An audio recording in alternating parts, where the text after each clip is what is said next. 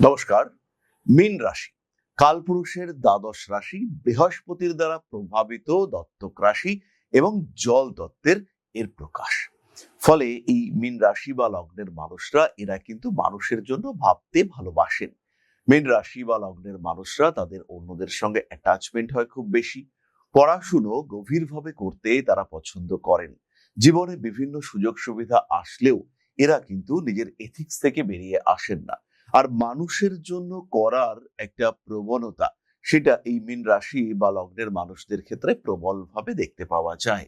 মিনের সঙ্গে অন্যান্যদের অ্যাটাচমেন্ট খুবই বেশি। এই অন্যান্য মানুষগুলির কিন্তু মিনের কাছ থেকে বেশ কিছু এক্সপেকটেশন থাকে।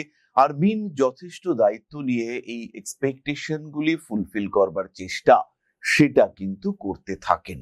কিন্তু মীন রাশি বা লগ্নের মানুষদেরও কিছু গোপন চাহিদা রয়েছে, যেটা তারা কখনোই প্রকাশ করতে পারেন না।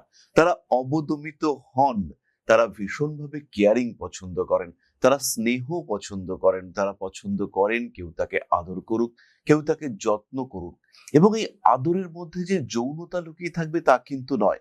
ভালোবাসার মধ্যে যৌনতা থাকতেই পারে, কিন্তু এই ভালোবাসা মিনের যে চাহিদা, সেখানে কিন্তু যৌনতা খুব গুরুত্বপূর্ণ নয়।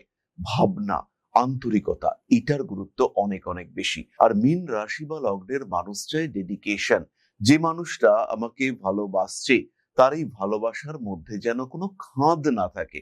তার এই ভালোবাসা বা অ্যাটাচমেন্ট এটা যেন নিখুঁত নিখাদ হয়। মীন রাশি মীন লগ্নের মানুষ তারা চায় একটু পড়াশোনার মধ্যে থাকতে। তারা চায় তাদের জ্ঞানের গণ্ডিকে আর একটু বড় করতে। জীবনে বারবার তাদের এই পড়াশুনো বাধাপ্রাপ্ত হয়। আর যখন তারা সাহিত্য চর্চা করে তখন অকারণ এই বাধা এসে উপস্থিত হয়। মীন রাশি বা লগ্নের মানুষ তারা চান সহযোগিতা, তারা চান সাম্যবাদ, তারা চান সবাই আমার সঙ্গে সমতুল্য বিহেভিয়ার করুক, কেউ যেন আমাকে অবদমন বা অপমান এটা না করুক। কিন্তু মীন রাশি যথেষ্ট নরম এবং সফট হওয়ার জন্য মীনকে বারবার এই অবদমনের শিকার হতে হয়। তখন নিজের মধ্যেই মীন কিন্তু ধীরে ধীরে একটা অবদমনের শিকার হতে থাকেন। মীন রাশি বা লগ্নের মানুষেরা অত্যন্ত বুদ্ধিমান বা বুদ্ধিমতী হয়ে থাকেন। সবকিছু বুঝেন তারা।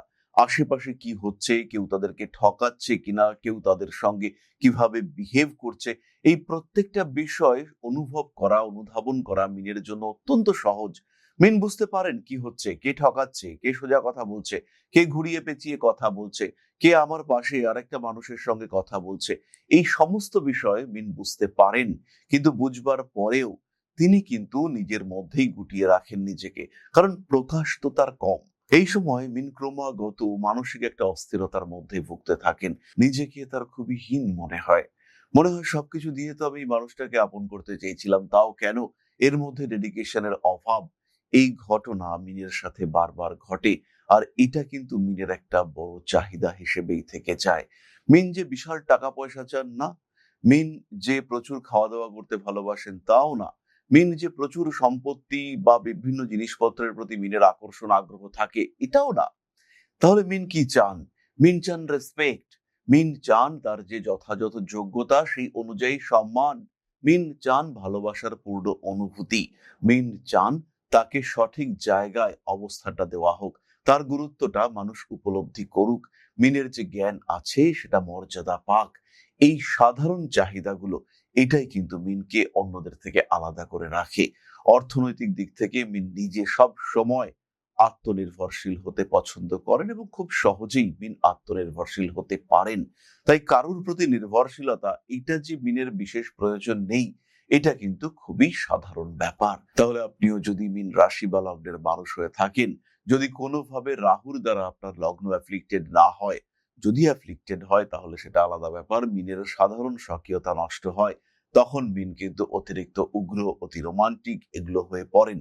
কিন্তু যদি এরকম অ্যাফ্লিকশন দেখতে না পাওয়া যায়, সেই ক্ষেত্রে মীন রাশি বা লগ্নের মানুষ তারা ভীষণ ভীষণ ভাবে অনেস্ট, ভীষণ ভাবে অথেন্টিক এবং কর্তব্যপরায়ণ হয়ে থাকেন। তারা নিজেরাও যেভাবে মানুষের জন্য করে থাকেন, তারা এক্সপেক্ট করেন মানুষও যেন তাদের জন্য এভাবেই করুক।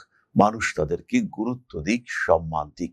আর কোনোভাবেই মীন রাশি বা লগ্নের মানুষের সঙ্গে ধোঁকা না করুক। এই সিম্পল বিষয়গুলি মিনের গোপন চাহিদা, যেগুলোকে মিন কখনোই প্রকাশ করতে পারেন না। সংসারের সমাজে শুধু এই চাহিদাগুলোর জন্যই মিন মনের মধ্যে কষ্ট পেয়ে থাকেন। নমস্কার।